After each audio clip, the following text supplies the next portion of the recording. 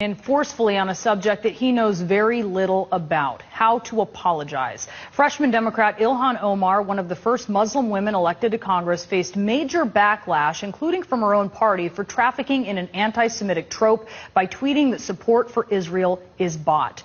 Her apology started, "Anti-Semitism is real, and I'm grateful for Jewish allies and colleagues who are educating me in the painful history of anti-Semitic tropes." She went on to say that she unequivocally apologizes, but it wasn't enough for President Trump, who just said this moments ago.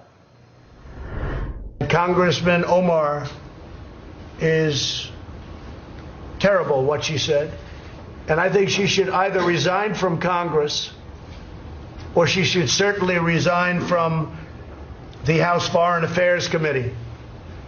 What she said is so deep-seated in her heart that her lame apology, and that's what it was lame, and she didn't mean a word of it, was just not appropriate. I think she should resign from Congress, frankly.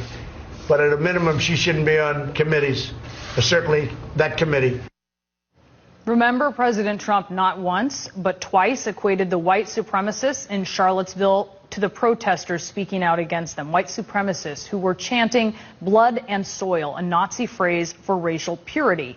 And this comes from a president who during the campaign tweeted anti-Semitic imagery. No apology. Told a group of wealthy Jewish donors, quote, "I'm a negotiator like you," and said they donate money to, quote, "control your politician." The remarks were laughed off. They were dismissed by the Jewish Republicans he was speaking to, but it was also invoking the anti-Semitic tropes of Jews as manipulative puppet masters and ruthless negotiators, but without saying that he was sorry for doing so.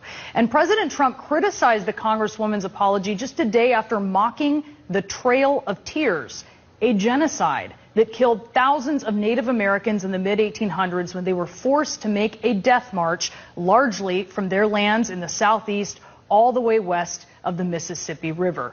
He invoked that genocide as he tweeted insults at Elizabeth Warren using the racist slur he constantly uses to describe her. President Trump has offended so many people and groups, from a Gold Star family to prisoners of war to immigrants and women en masse, and yet he refuses to apologize for any of it.